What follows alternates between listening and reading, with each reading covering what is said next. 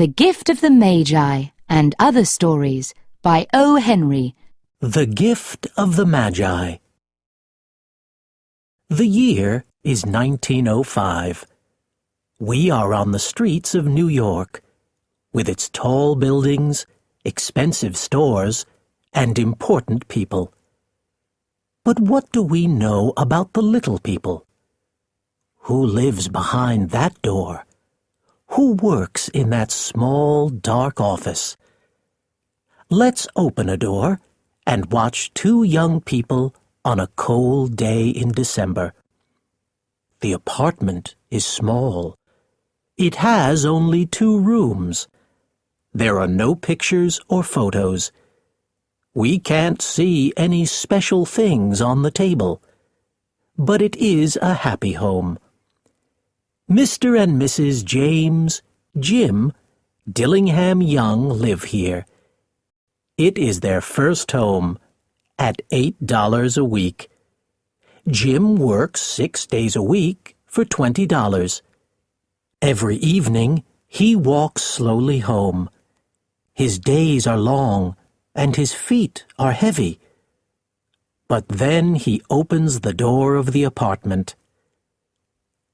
There is Mrs. Young, his Della. She is the light in his dark days. She has food on the table for him, and she looks at him with her beautiful brown eyes.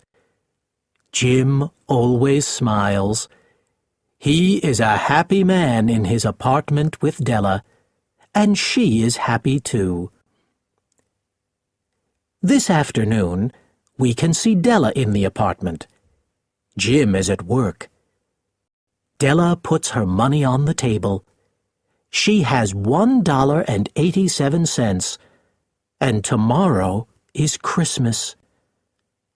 How can I buy a special Christmas gift for Jim with $1.87? What am I going to do? She thinks. Della walks across her kitchen. What can I buy for Jim? Della looks at the window. She can see her unhappy face in it.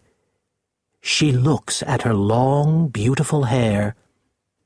Jim always says, "I like to see your hair every morning in the sun. At work, I think about your hair." Mr. and Mrs. James D. Young have 2 special things, Della's hair and Jim's gold watch. The watch was a gift from Jim's father, and Jim always has it with him. Sometimes Della says, "Excuse me, Mr. Young, what time is it?" Then Jim smiles, and he takes the gold watch from his coat. He opens the watch and looks at it with love. Then he tells Della the time. But now Della is thinking about her beautiful hair. Quickly, she puts on her thin black coat and old hat. She goes into the street. She runs to Mrs. Sofroni's store on First Street. The old woman buys hair. "Can you buy my hair?" Della asks. Mrs. Sofroni smiles. "I can give you $20 for it." "Okay, but please take it quickly," Della says. Della sits down, and Mrs. Sofroni starts to work. Della doesn't look at her hair on the floor. At 3 o'clock, she takes the $20 from Mrs. Sofroni and puts on her hat. She runs quickly to 4th Street and looks in every store. She finds her gift for Jim, a beautiful gold chain for his watch for $21. Della runs home and finishes the Christmas food. She is happy because she has the chain for Jim's watch. Then she sees her hair in the window. Is Jim going to love me with short hair? Della thinks. But I did it for him. I wanted a gift for him. At 7 o'clock, Della hears Jim at the door. He is never late. Della has her gift for him in her hand. The door opens, and Jim walks into the kitchen. He looks thin, and he is cold in his old coat and shoes. Then he sees Della's hair. He isn't angry, but he is quiet. Jim, talk to me. I'm going to have long hair again one day. But this evening, I have a special gift for you. Let's be happy. It's Christmas tomorrow, Della says. But, Jim says, where is your beautiful hair? At Mrs. Sofroni's store. She has my hair now, and I have a gift for you, and I love you, Della says. Jim doesn't answer. He looks at Della. Then he says, Della, I loved you with long hair, and I love you with short hair. And I have a special gift for you, too.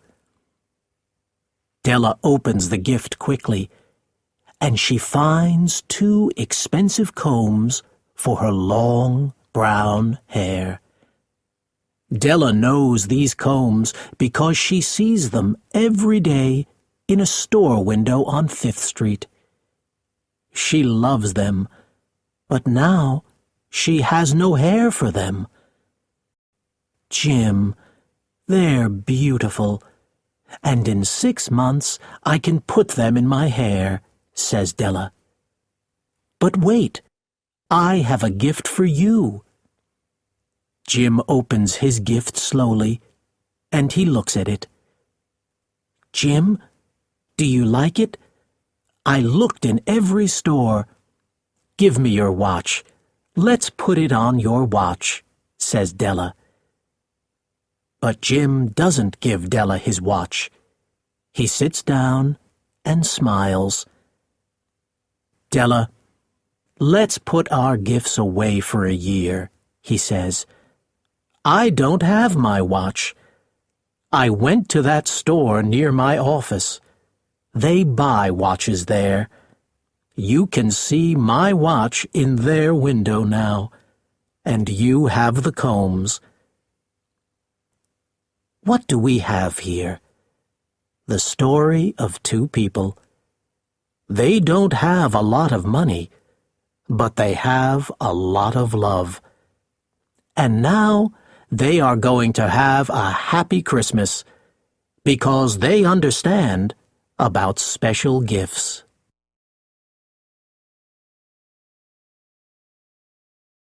The Art Game.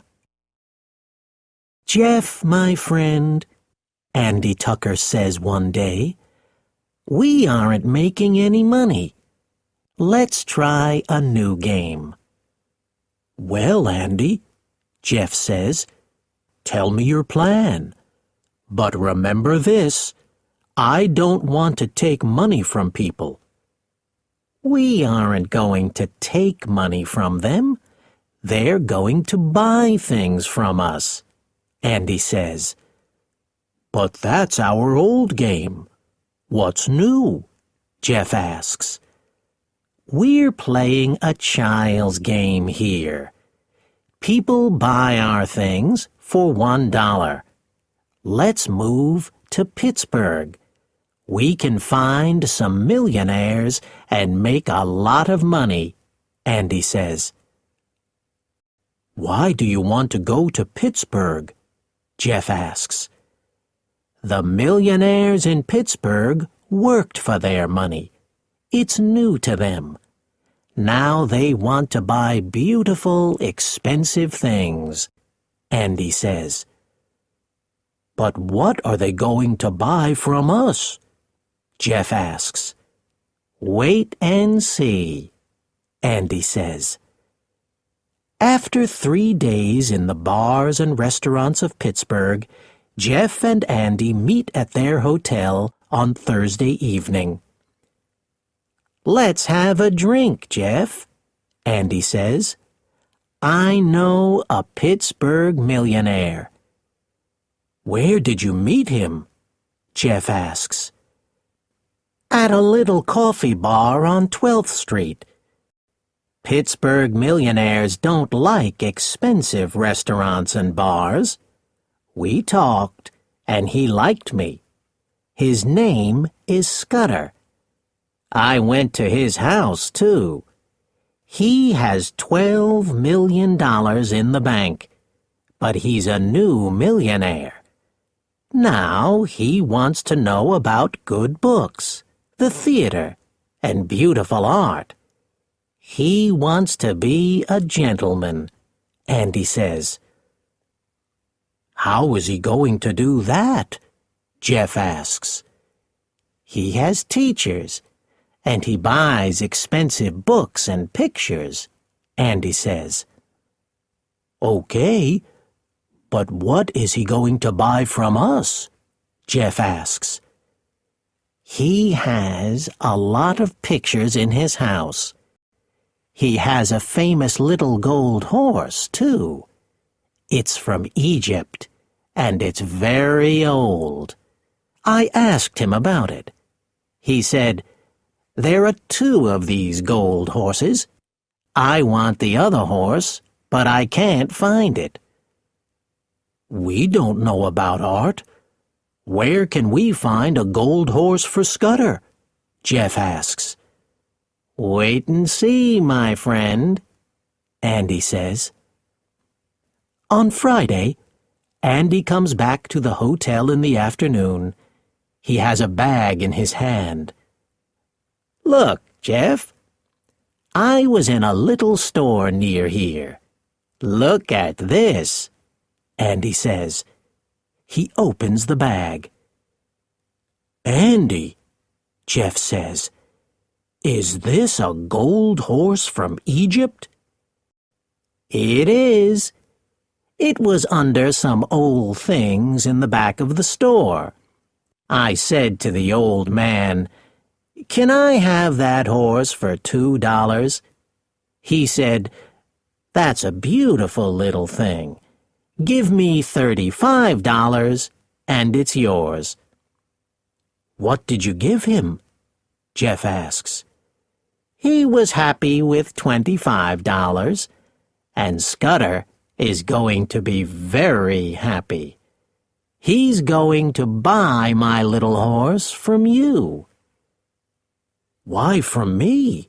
Jeff asks. "You're going to call him. You are a famous art teacher. You want to buy his horse," Andy says. After Jeff's telephone call, Mr. Scudder arrives at the hotel. He wants to see the art teacher's gold horse. "It's beautiful," Mr. Scudder says. "It's the other horse from Egypt."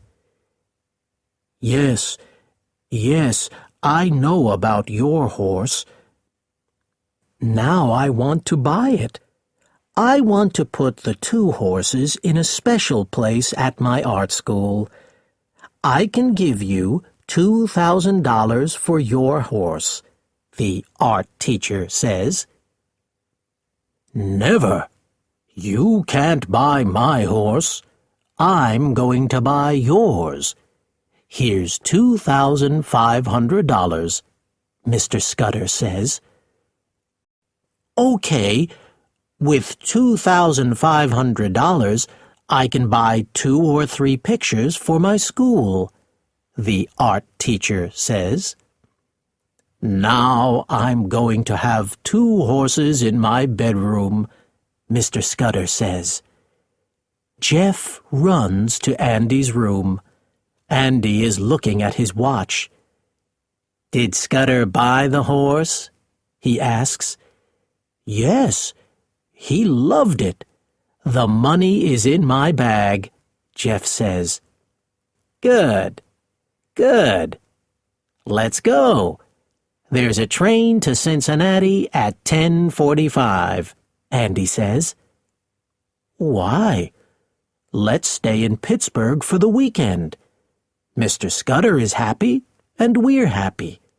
He has 2 horses, and we have $2,500.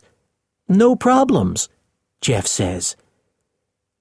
"You're right and wrong. We have $2,500, but Scudder has only 1 horse," Andy says. "Andy, did you take that horse from his house?" Jeff asks. "Yes, it wasn't difficult," Andy says. "But why did you tell me that story about the old man and the store near here?" Jeff asks. "Oh, because you never want to take money from people. Mr. Scudder had a horse for his money," Andy says. "But—" "Jeff, stop. No questions. Let's go. The train is waiting," Andy says. The Troubadour. Sam Galloway is a troubadour. He moves across Texas and Oklahoma. He goes from place to place and plays music. He tells stories, too, and he talks to people about their good days and their bad days. The ranchers and their families like listening to him, and Sam gets a bed and food and drink for his work. On this hot summer day, we are at the Merridew Ranch in Texas. The Merridews are good people, and their ranch is big. There are always a lot of people in the house, and there is a lot of noise. After 6 weeks with the Merridews, Sam is putting his things on his horse and moving to a new place. He wants to go to a ranch with strong coffee, good food, and some quiet people. That afternoon, Sam arrives at Old Man Ellison's sheep ranch. Mr. Ellison and his men are very happy with this new visitor. The men sit at a big table in the evenings. They eat and drink well. Then they listen to Sam's stories and his music. Mr. Ellison always wants to hear Sam's story about an old boat, and Sam tells it every evening. Mr. Ellison is a good rancher, but he is getting old. Now he has problems with his sheep and with the bank. He doesn't always have money for a lot of food and drink. He can't buy things for his house and his ranch. Every day he thinks about his problems. "What am I going to do?" the old man thinks. But at night he listens to Sam Galloway's music and stories, and he smiles.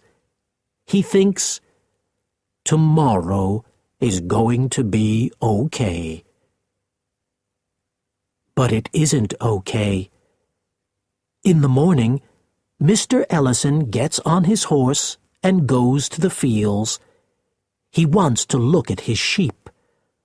On the road, he meets a tall young man on a horse. "Good morning," Mr. Ellison says. "Good morning," the young man says. "Are you Peter Ellison?" "Yes, I am," Mr. Ellison says. "What can I do for you?" "My name is James King, but people usually call me King James. These are my fields. I don't want your sheep here. Move them, or they're going to be dead sheep." "But, Mr. King, I don't have—" Mr. Ellison starts to say. "You have 1 week, Mr. Ellison. 7 days. Goodbye," James King says. Mr. Ellison arrives home in the early evening. He is quiet, and his eyes are unhappy. After a little food, he sits with Sam Galloway at the table. "Sam, play some music, please." "Okay, Mr. Ellison. But why are you unhappy this evening? Problems?" Sam asks. A troubadour knows about ranchers' problems. "Yes, a very big problem. His name is James King." "Oh, King James. I know about him. People talk about him on every ranch in Texas. He has a lot of animals, and he has money in every bank in the country. He's a difficult man. Don't go near him," Sam says. "That's the problem," Mr. Ellison says. "My sheep are in James King's fields, and he doesn't want them there. I don't have any good fields for sheep. But that's not your problem. Please, play some music for me." Sam plays his music, but he watches the old man. King James is going to be a big problem for old Mr. Ellison. In the morning, Mr. Ellison goes to the store and to the bank. He is looking for an answer to his problems. He talks to some ranchers, but he can't find an answer. In the afternoon, Mr. Ellison is looking at his sheep. Suddenly, King James comes across the field to him. "Good afternoon, Mr. Ellison," the young man says. "I want to talk to you. It's important." "I'm sorry, Mr. King. I don't have a place for my sheep. I'm looking for a new field for them," Mr. Ellison says. "I don't want to talk about the sheep. I have some questions for you. First, are you from Jackson, Mississippi?" "Yes, I lived there for 21 years, Mr. Ellison answers. "Do you know the Reeves family in Jackson?" Mr. King asks. "Yes, I do. Mrs. Caroline Reeves was my only sister." "Mr. Ellison, please listen to my story. I can remember an important day in 1902. It's a cold winter day, and I am only 15 years old. I arrive in Jackson with no family, no food, and no money. Mrs. Caroline Reeves sees me on the street and takes me to her house. She gives me food, a heavy coat, and good shoes. Then she finds a job for me at the Jackson Hotel, and every Sunday for 5 years I go to her house. She is my friend and my family. In 1907, I have some money in the bank. I talk to Mrs. Reeves about my plans. She listens, and she gives me some money and a gold watch. I say goodbye, and then I go to Texas. I buy my first field and 4 sheep. Today, I have a lot of fields and a lot of sheep because Mrs. Caroline Reeves was good to me one day in 1902. I want to be good to you, too. I have a lot of fields. Your sheep can stay here. And do you have any problems with money? King James asks. The old man tells the young man about his problems with the bank and with the ranch. You aren't going to have any problems after today. I'm going to put $2,000 in the bank for you tomorrow morning. I'm going to talk to Mr. Brooks at the store. Buy the things for your house and your ranch. I'm going to give Mr. Brooks the money for them. You're Mrs. Caroline Reeves' brother. That's very special to me, King James says. Mr. Ellison goes back to his ranch with a smile on his face. He wants to hear some music, but Sam Galloway isn't in the house. In the evening, Mr. Ellison is drinking coffee at the table. The door opens, and Sam walks in. "Hello, Sam," Mr. Ellison says. "You're very late. Did you go to Frio for the day? Play some music for me, please. I'm a happy man, and tomorrow is going to be a new day." But Sam doesn't play any music that night. He sits at the table and looks at Mr. Ellison. "I went to Frio, and I looked for King James. I had your big knife in my coat. He was in the hotel behind the theater. His hand moved to his knife, but I was quick. You aren't going to have any problems with him tomorrow. He's dead," Sam says. Mr. Ellison is quiet. Then he looks at Sam and says, "Can you play some music now? I can't understand things this evening. Maybe tomorrow."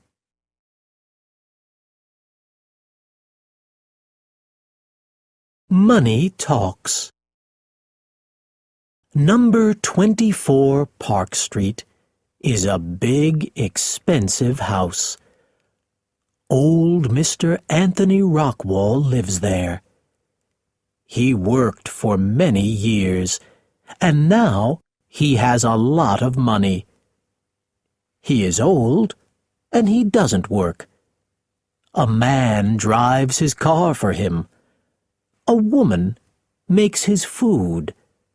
A boy brings the newspaper to him. Mr. Rockwall sits in his big chair and smiles. He is a happy man. Mr. Rockwall calls his son. "Richard, come here. I want to talk to you." Mr. Rockwall's son comes in and sits down. He is a quiet young man of 21. "Yes, father?" "Richard, the men on this street are gentlemen. They come from good families and have a lot of money. We aren't a famous old family, but we have a lot of money. My money makes you a gentleman, too. Money can open a lot of doors for you," Mr. Rockwall says with a smile. "It can open some doors, father, but not every door," Richard says. "My son, don't say that. We have no problems. Ask people on the street. Ask your friends. What door doesn't open with money?" Mr. Rockwall asks. Money can't buy a place at the table of the right people, Richard says. You're wrong, young man, his father says, and he looks into his son's eyes. Son, the families of these men didn't always have a lot of money. They know about work. You make a lot of money with a lot of work. Richard is quiet. Son, what's the problem? Are you sick? What's wrong? You can talk to me, Mr. Rockwall says. Father, I'm not sick. I have a good home, an interesting job, and a smart old father. But— What's her name? Mr. Rockwall asks. Oh, Father, she's beautiful and very special. Her name is Ellen Lantry. She's the only woman for me, Richard says. Talk to her. Dance with her. Walk in the rain with her. She's going to love you, too, his father says. You're a good young man. You're special, too. But she's always with people, Richard says. I never have any time with her. She never has time for me. Richard, take some money and buy some time with her. Talk to her about your love, the old man says. I can't, Richard says. She's going to Europe by boat tomorrow morning. She's going to stay there for 2 years. This evening, I'm going to take her to the theater, but it's a very short drive. I'm not going to have much time with her, and you can't buy her time. Okay, Richard. Now I understand. Your love for her is very strong, but she doesn't know about it. That's your problem, Mr. Rockwall says. She can't know because there isn't time, Richard says. He's very unhappy. Your money can't talk to her. At 8 o'clock in the evening, Richard goes to the beautiful young woman's house. Good evening, Richard, Miss Lantry says. Mother and Father are waiting for us at the theater. I don't want to be late. To Wallach's Theater, please, Richard says to the driver. But at 34th Street, the car stops. What's wrong? Richard asks. I'm sorry, Mr. Rockwall, the driver says. There are cars to the left, to the right, and behind us. We can't move. Every car in New York is sitting here. Oh, Richard, are we going to be late? Miss Lantry asks. I'm very sorry, Ellen. No theater for us this evening, Richard says. That's okay. I don't like theater very much. I'm happy here in the car with you, Miss Lantry says. Are you? Richard asks with a smile. Later the same evening, Richard walks into his father's office. The old man is reading his newspaper. Father, Richard says, Miss Lantry and I are in love. Very good, Richard. I'm happy for you, his father says. We talked and talked. She loves me, You see, money can't buy love, Richard says. Then the happy young man goes to bed. But let's finish his story. At 7 o'clock in the morning, Mr. Kelly comes to the door of Mr. Rockwall's house. "Good morning, Mr. Kelly," Mr. Rockwall says. "You did a good job yesterday evening. Here's your $5,000. "It was difficult, Mr. Rockwall. The drivers of the cars wanted $10, and the policeman wanted $50. But cars stopped for us on every street." "Did it all go well?" Mr. Kelly asks. "Well, yes, it was beautiful. Let's drink to love and to money."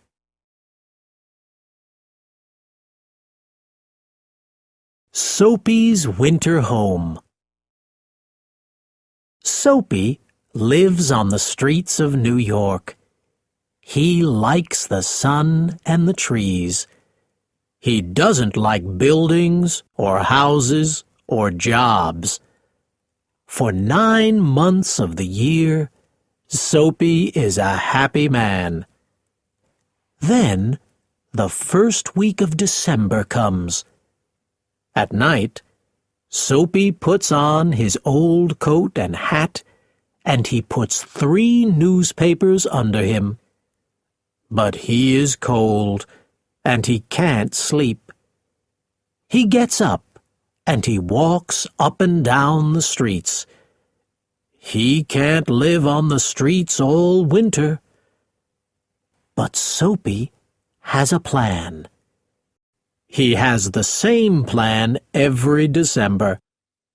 He is going to do a bad thing.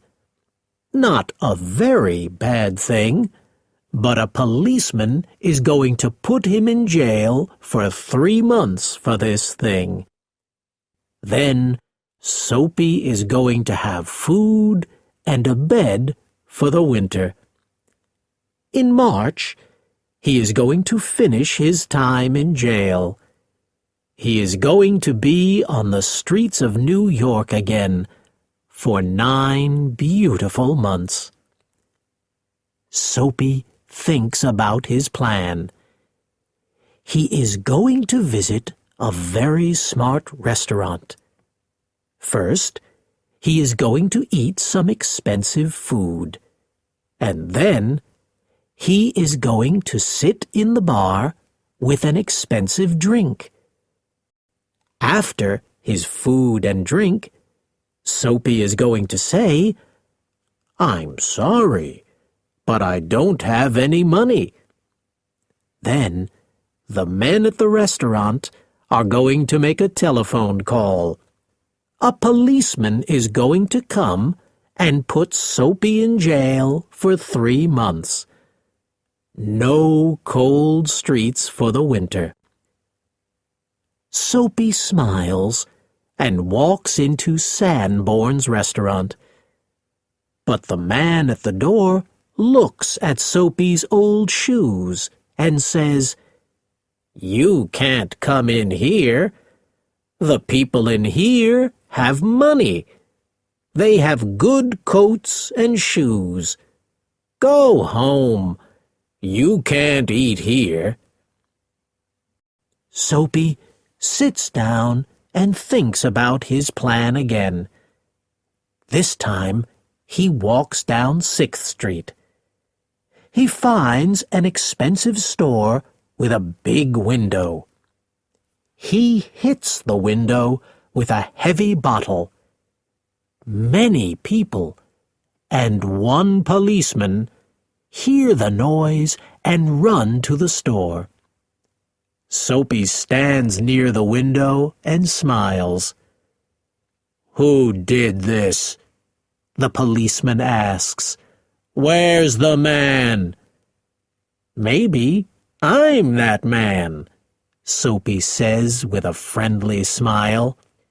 "You aren't the man," Look, down there, a man is running away, the policeman says. He runs after the man. No jail for Soapy this afternoon. That evening, Soapy walks to a street with many theaters. He sees a lot of beautiful men and women in expensive coats and dresses. They are talking and smiling.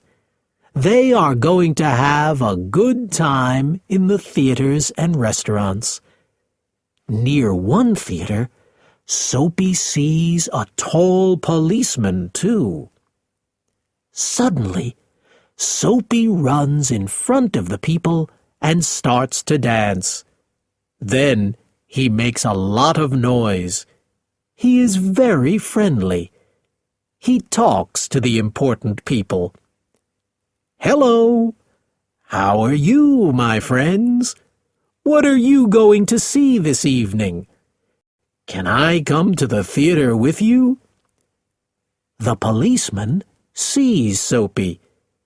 He looks at him and says to the people, "He's a student from the theater school. They always make a lot of noise, but they aren't a problem. It's a game for them." Soapy is angry and very unhappy. How can he get into jail for the winter? He walks down the street and sees a man in a big office. The man's pen is on a table near a window. Soapy puts his hand in the window and takes the pen. He walks slowly down the street.